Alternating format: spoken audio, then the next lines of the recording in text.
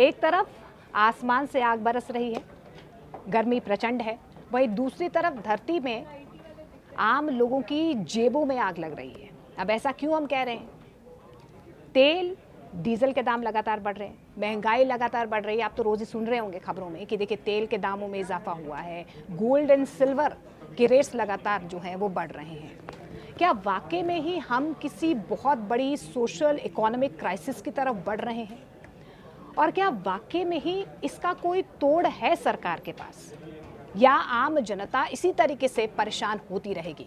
इन्हीं तमाम सवालों के जवाब देने के लिए आज बेहद खास मेहमान एक बार फिर से हमारे साथ पॉडकास्ट में जुड़ रहे हैं। काफ़ी दिनों के बाद हमारे साथ शरद कोहली सर हैं, इकोनॉमिस्ट हैं, मार्केट की जानकारी इनसे बेहतर शायद कोई नहीं समझ सकता है। और इस वक्त जो क्राइसिस हम झेल रहे हैं, आगे आने वाले वक्त में आम जनता को और कितनी ज़्यादा परेशानी हो सकती है, क्या बड़ी पिक्चर रहने वाली है, सरकार का क्या प्लान होना चाहिए, इसी पर हम फोकस करेंगे आज के इस पॉडकास्ट में। शरद सर, तेल के दाम बढ़ रहे हैं, महंगाई बढ़ रही है, रोज़ हमसे जनता भी ये सवाल पूछ रही है, क्या हो रहा है अभी क्या चल रहा है? कि सरकार हमसे कुछ छुपा रही है? हम किसी बड़ी क्राइसिस की तरफ बढ़ रहे हैं?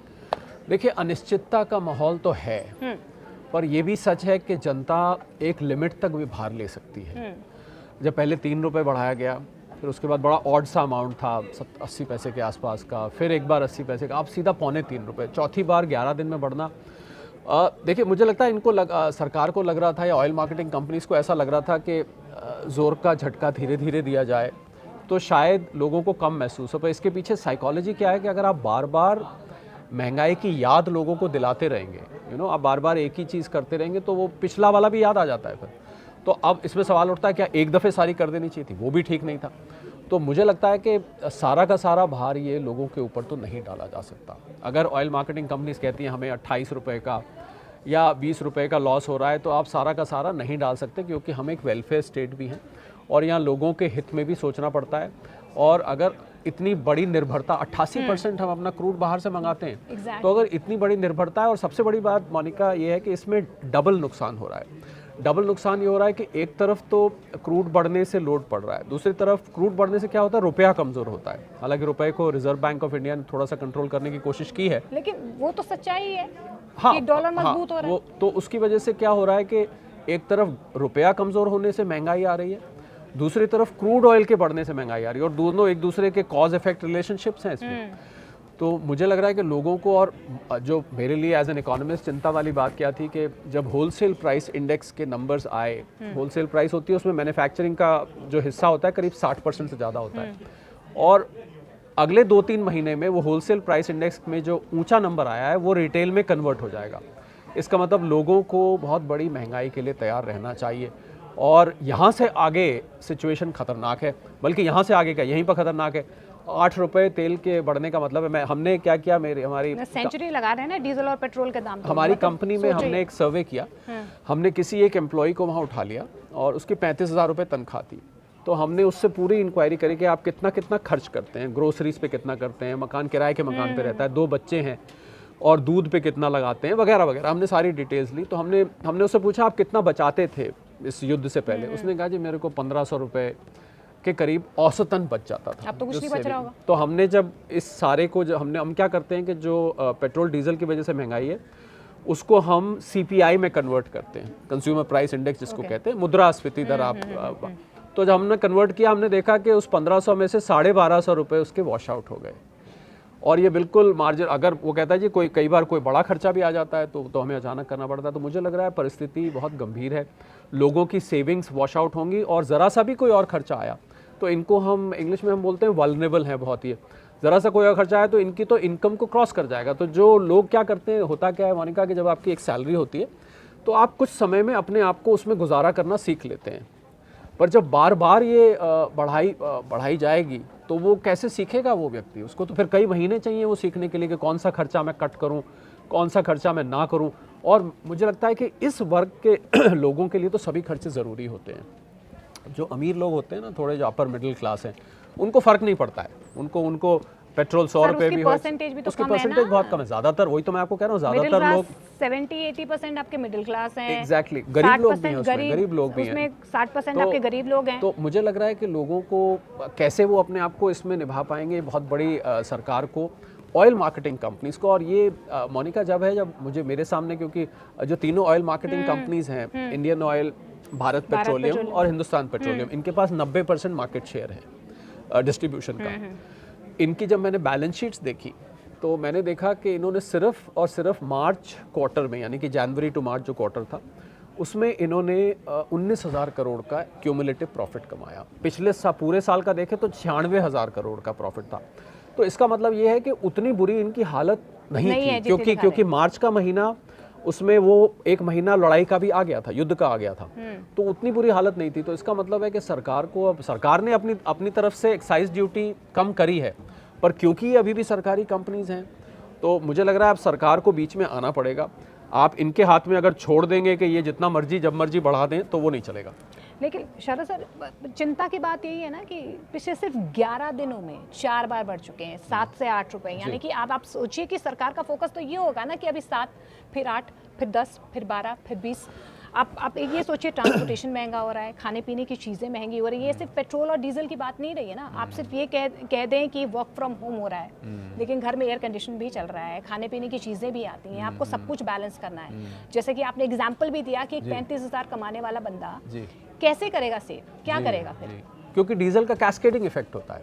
डीजल क्योंकि ट्रांसपोर्टेशन में यूज़ होता है, आपने बिल्कुल ठीक कहा, ना केवल कैब ड्राइवर्स या जो ट्रांसपोर्ट के माध्यम है, बल्कि डीजल क्योंकि आवाजाही में इस्तेमाल होता है, ढुलाई बोलते हैं जिसको, तो उसका ट्रांसपोर्टर, उसका इम्पैक्ट सारा सामान पे डाल देते हैं। तो आप जितना भी सामान इस्तेमाल कर रहे हैं, सब्जी, फल, कंज्यूमेबल, ग्रोसरीज, जितना भी, यहाँ ये छोड़िए, आप अगर टीवी फ्रिज भी ले रहे हैं वो भी महंगा दिखेगा, क्योंकि सर जो चीज़ ट्रांसपोर्ट, तो यहाँ से आगे अब इसको और बढ़ाया गया। तो सरकार क्या करे? तो इसमें देखिए, सरकार के पास, मैं एक इकोनॉमिस्ट हूँ, मुझे लगता है इसमें आपको अब एक कुछ क्रैश कोर्स करना पड़ेगा और सरकार को क्रैश डिसीजंस लेने पड़ेंगे। एक इंग्लिश में सरकार की तरफ से कई दफ़े कहावत सुनने में आती है, वो तो चाहते हैं ना कि जनता क्रैश कोर्स करे, आप सोना मत खरीदिए, बाहर मत जाइए, तेल बचाइए, ये सब क्रैश कोर्सेज तो उन्होंने जनता के लिए रखे हुए हैं। बिल्कुल। और इसमें क्या है कि extraordinary times demand extraordinary action, ये तो सरकार की तरफ से भी कई बार आता है। असाधारण परिस्थिति है तो आपको असाधारण कदम, मुझे लग रहा है इस समय तुरंत एक ऑल्टरनेट बताता हूँ, तुरंत जीएसटी काउंसिल मीटिंग बुला लेनी चाहिए।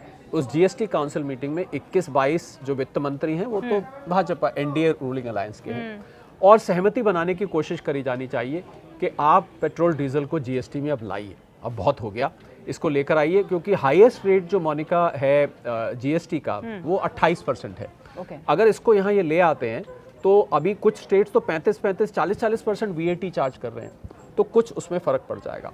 ऑल्टरनेट 1, अगर ये नहीं कर सकते, ऑल्टरनेट 2, आप सारे राज्यों को ये हिदायत दीजिए, बीजेपी शासित राज्यों की बात कर रहा हूँ मैं, एनडीए वालों को, वैट तो घटा ही सकती है ना एनडीए, बिल्कुल, वो वैट कम करे। तो होगा क्या, अगर एनडीए शासित राज्य वैट घटा देते हैं मोनिका, तो जो कांग्रेस शासित राज्य हैं, थोड़ी सी मैं राजनीति का तड़का इस बातचीत में लगा सकता हूं, जो भी है, 20-22 हिमाचल है, केरला है, जो भी है, तो वो उनको वैट घटाएंगे तो इससे आप कुशन कर सकते हैं। और मैंने एक और सलाह निकाली जो बिल्कुल आउट ऑफ द बॉक्स है, ये तो कई लोग बोल ही रहे हैं, तो आप, आई एम श्योर आप भी चैनल पे भी चला रहे होंगे, मैंने एक आउट ऑफ बॉक्स भी सोल्यूशन इसका निकाला है। जब 1 फरवरी को बजट आया था मोनिका, तो बहुत सारी घोषणाएं की जाती है, आपने देखा होगा, इस पे इतना आवंटन करेंगे, इस पे इतना आवंटन करेंगे। 2 तरीके की घोषणा होती हैं, एक डेवलपमेंटल होती है, एक वेलफेयर होती है। तो मुझे लग रहा है जो प्रायोरिटी लिस्ट में नीचे है, डेवलपमेंटल या वेलफेयर, उसको हटाकर, क्योंकि सरकार क्या चाहती है, हमारा फिस्कल डेफिसिट ना बिगड़े। अगर आपका फिस्कल डेफिसिट का 4.5% के आसपास का टारगेट है, आप चाहते हैं कि वो पूरा मेंटेन रहे, तो आपका भाई, अगर आप मतलब ये पैसा ऑयल मार्केटिंग कंपनीज को दिया जाता है, तो भाई सरकार को अपने खजाने में से निकाल के देना पड़ेगा, जिसको हम राजकोषीय घाटा कहते हैं। आप फिस्कल डेफिसिट भी मेंटेन करिए, आप कुछ डेवलपमेंट स्कीम्स को अभी पोस्टपोन कर दीजिए। तो मेरे अनुसार, मैंने कैलकुलेट किया, मेरे अनुसार अगर 75,000 करोड़ रुपए, हमारा बजट तो 50 लाख से भी, करोड़ से भी ऊपर का था, 75,000 करोड़ रुपए अगर आप निकाल कर और इसको आप इसमें ट्रांसफ़र कर देते हैं, यानी आप इसको सब्सिडी कह लीजिए, ऑयल मार्केटिंग कंपनीज का कॉम्पनसेशन कह लीजिए, जो मर्जी कह लीजिए आप इसको, अगर ये कर देते हैं, तो उससे आप ये सारी की सारी 7.5 रुपए के आसपास की जो बढ़त हुई है, इस सबको रिवर्स कर सकते हैं। लेकिन शरद सर, एज ए इकोनॉमिस्ट मैं समझ गई जो पूरी कॉम्प्लेक्सिटी आपने समझाई है, कहाँ से सरकार बचा सकती है, कैसे बोझ कम हो सकता है, आपको नहीं लगता कि ये फैसले लेने से पहले सरकार ने इन सब चीज़ों को समझा नहीं होगा? देखिए, ये तो सरकारी कॉरिडोर्स में क्या बात होती है तो वो जानते मतलब होंगे। ये तो सीधे तौर पर ऐसा हो रहा है ना कि आम जनता पर ही बोझ डालना है। पर मोनिका, ये भी तो समझने की कोशिश करी हुई होगी कि जनता पे जब वोट डालेंगे तो जनता क्या इसको झेल पाएगी? वो इसका आउटरीच होने सवाल वाला तो है। ये तो मुझे लग रहा है जनता इतना कहाँ झेल पाएगी, क्योंकि पेट्रोल डीजल ऐसी चीज है जो कि किसान भी इस्तेमाल करते हैं। पंप सेट, जो इरिगेशन में पंप सेट्स होते हैं, किसानों को वहाँ कह रहे पर फर्टिलाइजर कम कीजिए, वहाँ- चलो ठीक है, ऑर्गेनिक खेती कीजिए, उसमें भी तो पैसा वो लगेगा ना। वो तो देखिए, वो तो विदेशी मुद्रा बचाने के लिए अपील थी, जो सातों अपील थी, सातों की सातों की गई थी, उनको हम अभी एक तरफ रखते हैं। परंतु अब ये पेट्रोल डीजल का जो भार सीधा लोगों के ऊपर डाला जा रहा है, मुझे लग रहा है ये अब एक, क्योंकि हमारे देश का बहुत बड़ा हिस्सा मोनिका वो 25,000 रुपये महीने से कम कमाता है। 90%, आपको याद होगा, आप ही के पॉडकास्ट में मैंने कुछ महीने पहले ही बताया था कि 90% लोगों यहाँ पर 25,000 रुपये महीने से कम कमाते हैं। आप सोचिए वो क्या करे, 25,000 वाला बेचारा कितना बचाएगा? उसको तो बचता ही कुछ नहीं है। और उसकी छोटी सी एक बाइक है, बाइक में मान लीजिए वो 1,000-2,000 का पेट्रोल डलवाता है, चलिए वो भी डलवा लेगा। पर जब वो दुकान पर सामान लेने जाएगा, जब वो अपना दूध खरीदेगा, घी खरीदेगा, सब्जी खरीदेगा, घी भी कहाँ से खरीदेगा, वो सब्जी खरीदेगा, सब सामान खरीदेगा, तो वो महंगा हो जाएगा। तो 25,000 में तो मुझे लग रहा है ये सेंसिटिविटी कहीं शायद डिस्कस होनी रह गई है। जो आपका सवाल था, मुझे लग रहा है ये सेंसिटिविटी डिस्कस नहीं हुई है।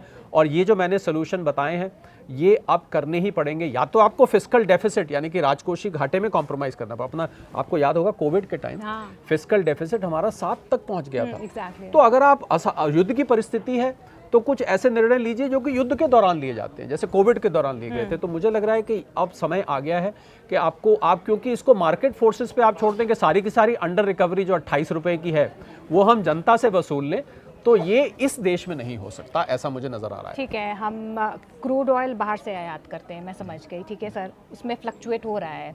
100 रुपये से ज़्यादा अगर हो गया, क्योंकि हमने देखा पिछले दिनों हुआ भी था, हालांकि आज थोड़े से बेहतर संकेत मिल रहे हैं, 98 रुपये शायद, 97-98 आ गया। तो ये तो राहत है ना। फिर तो लोगों को ऐसे लगेगा कि भाई क्रूड ऑयल तो सस्ता हो रहा है, आप सस्ता कीजिए ना, आप तो बढ़ा रहे हैं। आपने बहुत इंटरेस्टिंग बात करी, क्योंकि किसी ने मेरे से पूछा कि भाई ये बकरा किश्तों पर क्यों है, ये पीस मील क्यों हो रहा है, ये जो थोड़ा थोड़ा करके हो रहा है ऐसे। तो उसका जवाब ये था कि एक तो सरकार एक साथ बोझ नहीं डालना चाहती, ये पहले था, पर मुझे लग रहा है वो बोझ ऑलमोस्ट हो गया, एक साथ वाला ही आ गया। दूसरा ये था कि शायद ये क्रूड ऑयल की कीमतों पर नजर रख रहे हैं। तो अब जब क्रूड ऑयल की कीमत है, मैं एक और सलाह देना चाहूंगा यहाँ पर, क्योंकि आपने ऐसा सवाल उठाया है जो कि जनता की दुखती रग है। इसको ऐसा करना चाहिए कि आप ट्रांसपेरेंसी लाने के लिए, क्योंकि ट्रांसपेरेंसी बिल्कुल नहीं है, कितने लॉस पे कितनी रिकवरी करी जा रही है, कब करी जा रही है, किसी को नहीं मालूम है। मैंने सलाह ये दी थी एक अलग प्लेटफॉर्म पे कि आप 90 से $95 अगर क्रूड है तो इतना पेट्रोल डीजल होगा, अगर 95 से 100 के बीच में आया तो इतना होगा, 100 और 105 के बीच में आया इतना होगा, 110 से ऊपर गया इतना होगा। अगर और जब वो नीचे आए, जैसे अभी आज आया, तो आप घटाइए उसको, मतलब आप बाकायदा एक रेंज फिक्स कर दीजिए, इसको स्लैब्स बोलते हैं। अब जैसे आज नीचे आया है तो कायदे से आज घटने चाहिए थे, हालांकि अभी अंडर रिकवरी है, उसका लॉजिक ये है कि अंडर रिकवरी अभी घटने के, मुझे तो लग रहा है ये $80 तक भी आ जाता है, तब भी oil marketing companies theoretically loss में रहेंगी। पर अब जो इतना मुनाफा इन्होंने पीछे कमाया है, और एक और सलाह मोनिका मुनाफे से मुझे याद आई, वो ये कि ये ऑयल मार्केटिंग कंपनीज ना एक धर्म संकट में है। अब आप पूछेंगे कैसे, क्योंकि ये शेयर मार्केट में लिस्टेड है, हर क्वार्टर पे इनके प्रॉफिट शेयर मार्केट में रिपोर्ट करने होते हैं। इसको आप समझने की कोशिश करिएगा। तो कंपनी शेयर मार्केट में चाहती है उसका मुनाफा ज़्यादा से ज़्यादा हो, क्योंकि आपका इन्वेस्टर्स के पास शेयर है। अगर ऐसा है तो क्या ये कंपनीज सोशल सर्विस के लिए चल रही हैं सरकार के कहने पर, या ये कंपनीज मुनाफे पे चल रही हैं? पहले तो इस बात की क्लैरिटी हो जानी चाहिए। ठीक है, हकीकत यह है कि ये मुनाफे के लिए चलती हैं, पर सरकार के कहने पे ये सोशल सर्विस पे आ जाती हैं। तो आप देख रहे हैं धर्म संकट, इधर जाएं कि उधर जाएं। तो मैंने इसमें ये सलाह दी है, अन्य जगह मैंने ये बोला और मैं यहाँ भी वो कहना चाहूँगा कि इन कंपनीज में से डिसइन्वेस्टमेंट प्रोसेस को रिवर्स कर देना चाहिए, यानी कि सरकार को वो शेयर्स बायबैक कर लेने चाहिए और ये कंपनी सोशल सर्विस के लिए चले, ब्रेक इवन करके चले, ना ये मुनाफा लें, घाटा हो तो लोगों से ले लें, पर मुनाफा हो तो ये बिल्कुल मुनाफा ना कमाए।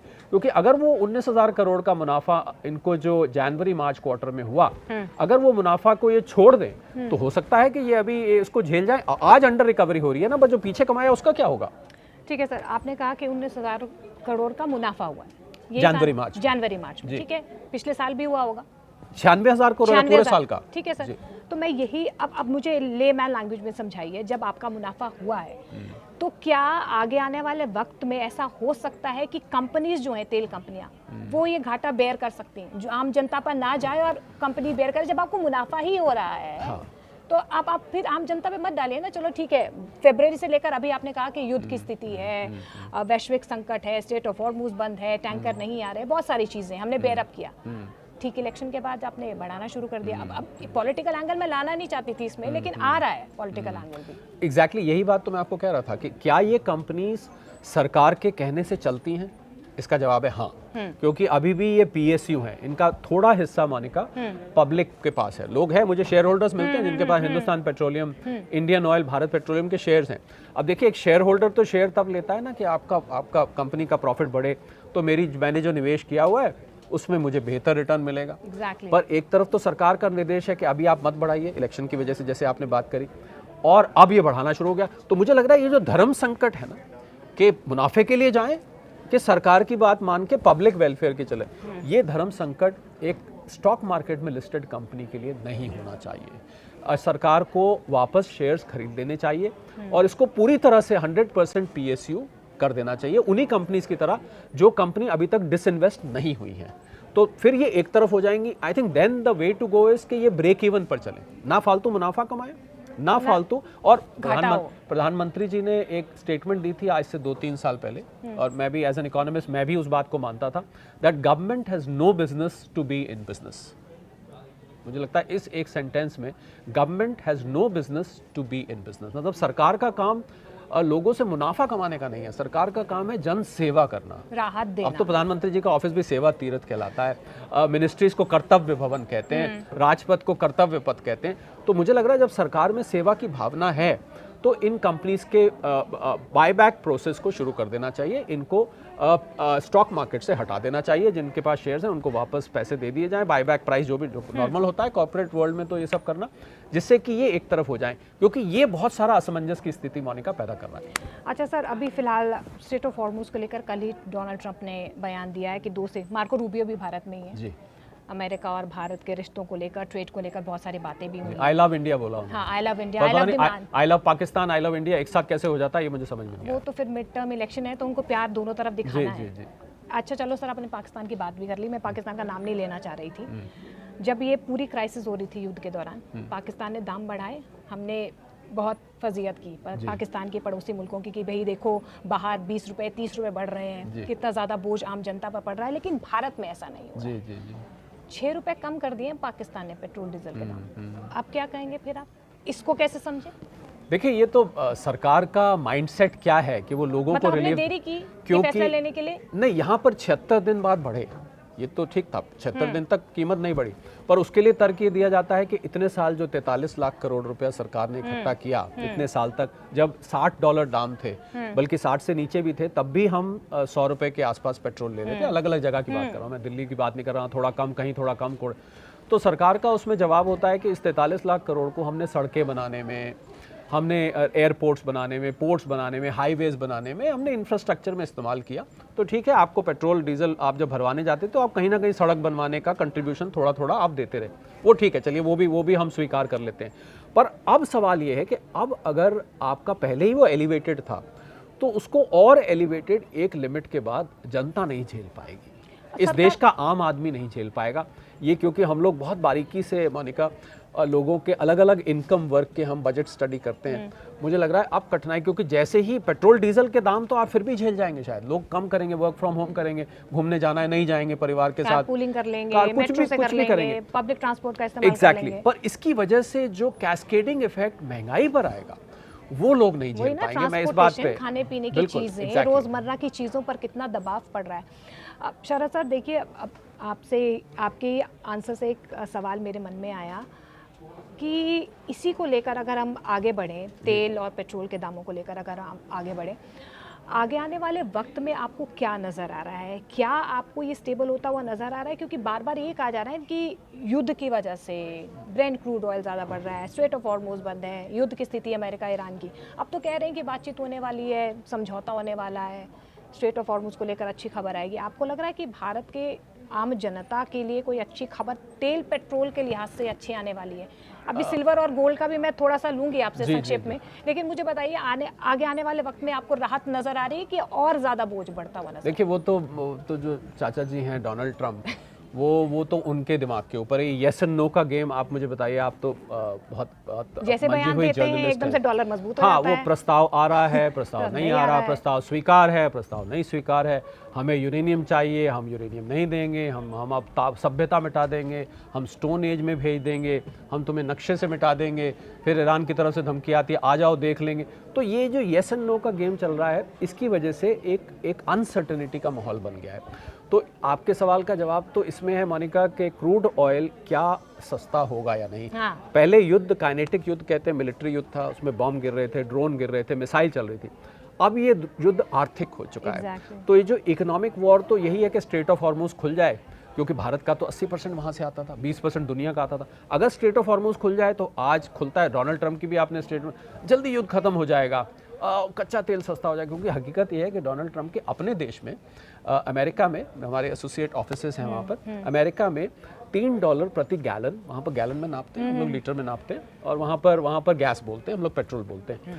तो $3 था युद्ध शुरू होने से पहले। आज ज़्यादातर स्टेट्स में, मोनिका मेरी सुबह कैलिफोर्निया में बात हुई, मेरी टेक्सास में भी बात हुई, उन्होंने बताया कि $4.5 से $5 अब पहुँच चुका है। आप सोच, और अमेरिका, मजे की बात यह है कि सबसे ज़्यादा दुनिया का ऑयल प्रोड्यूसिंग नेशन है, कहीं बाहर से नहीं लेते हैं, तो सप्लाई की प्रॉब्लम नहीं है। भारत में भी सप्लाई की मोनिका इतनी बड़ी प्रॉब्लम नहीं है, हालांकि अभी भी हम करीब 12 लाख बैरल के आसपास कम आ रहा है, पर हमारे यहाँ SPR स्ट्रेटेजिक पेट्रोलियम रिजर्व्स हैं, पेद्दूर में, मैंगलोर में, विशाखापट्टनम में, हम काम चला रहे हैं। प्रॉब्लम प्राइसिंग की है। क्योंकि हम 40 जगह से ले रहे हैं, हम तो एंगोला तक से ले रहे हैं, शायद किसी को पता नहीं होगा, हम एंगोला से भी ऑयल ले रहे हैं, रशिया से तो ले रहे हैं। तो प्राइसिंग प्रॉब्लम को हमें निपटना मुश्किल हो रहा है, हमें सप्लाई की प्रॉब्लम इतनी नहीं आ रही है। ठीक है। कुछ पेट्रोल पंप्स पे मुझे क्यू दिखाई दी, पर वो पैनिक बाइंग थी, वो ऐसे उनको लगा कि भाई यहाँ खत्म हो जाएगा। अच्छा, कुछ पेट्रोल पंप्स पे तो मतलब ऐसी खबरें भी आ रही थी कि कुछ पेट्रोल पंप पे लिखा है कि एक्टिवा को 1500 रुपए का ही मिलेगा, गाड़ी वालों को 2000 तक का ही। वो इसलिए हुआ क्योंकि लोगों ने पैनिक बाइंग, तो जो टैंकर आते हैं रिफिल करने पेट्रोल स्टेशन पे,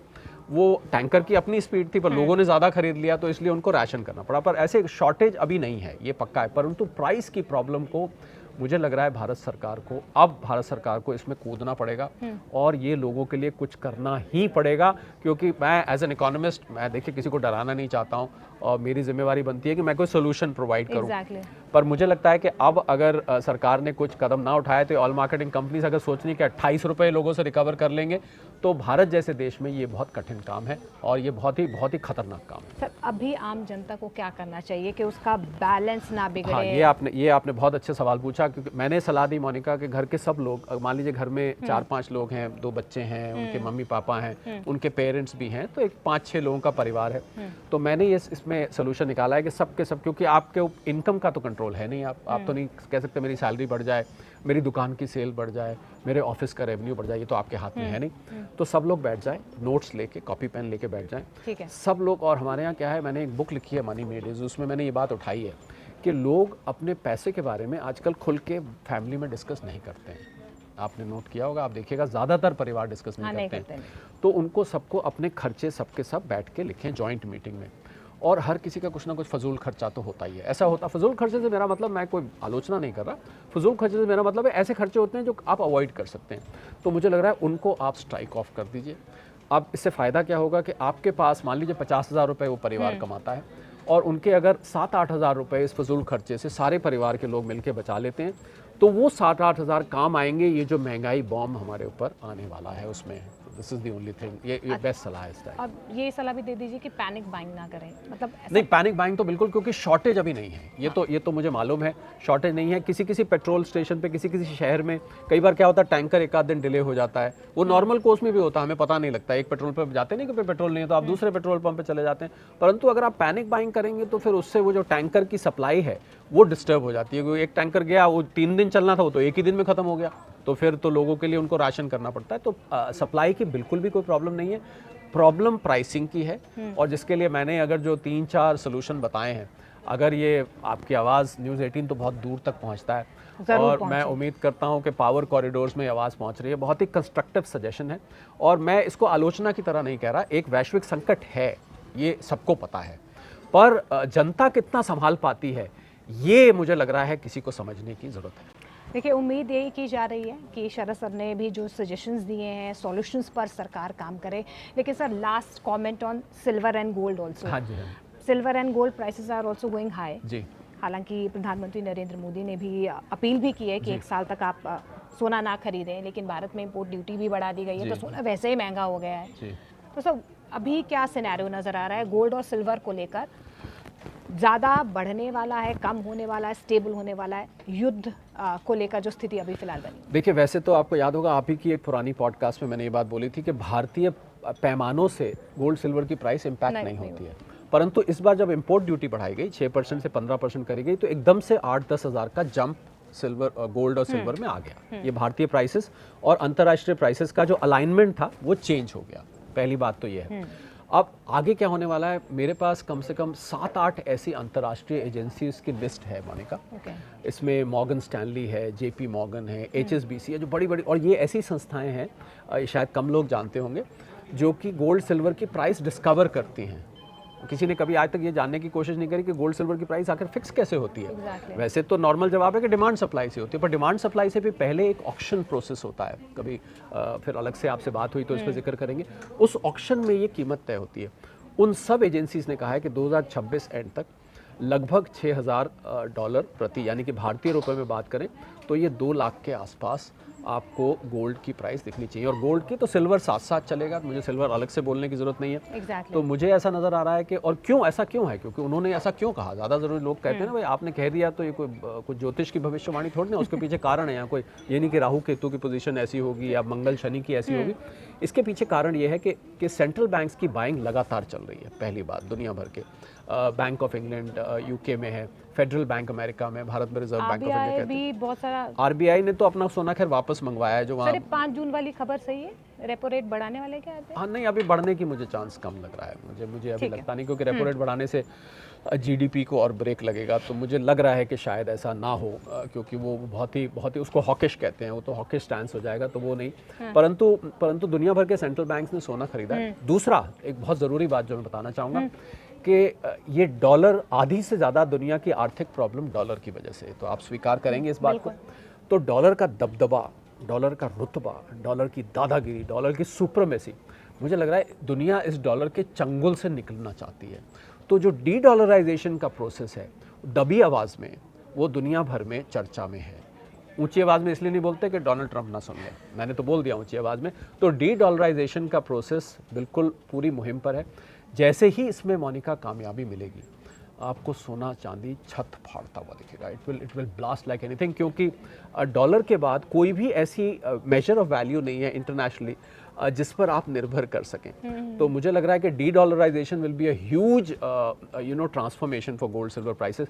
तो इसलिए वैसे तो निवेश की सलाह आपको अपने इन्वेस्टमेंट एडवाइज़र से और फाइनेंशियल एडवाइज़र से पूछ के लीजिएगा। हम निवेश करने के लिए मैं इंसाइट नहीं कर रहा, पर मुझे लगता है कि अगर थोड़ा थोड़ा करके आप 2 से 5 साल के लिए सोना चांदी रखेंगे तो आपको बहुत अच्छा रिटर्न इसमें देखने को मिल सकता है। ये मैं आधार पे कह रहा हूँ क्योंकि मेरे पास कम से कम 8 इंस्टीट्यूशंस की लिस्ट है। इसमें अमेरिका का वेल्स फार्गो भी है, जो वहाँ का सबसे मशहूर बैंक है। तो इन सब ने ये कहा है कि सोना यहाँ से ऊपर जाएगा। Thank you so much sir for all the insights. उम्मीद यही है कि सर की तरफ से जो सॉल्यूशंस आए हैं, समाधान आए हैं, उनको आप अपनाएंगे, क्योंकि देखिए गर्मी का सितम तो हम झेल लेंगे क्योंकि ये तो सीजनल है, लेकिन महंगाई का जो डायन है वो आम जनता पर ना पड़े, सरकार इस पर काम करे, यही उम्मीद हम जता रहे हैं। बहुत बहुत शुक्रिया शरद सर पॉडकास्ट में आने के लिए। आप देखते रहिए न्यूज़ 18 इंडिया। नमस्कार।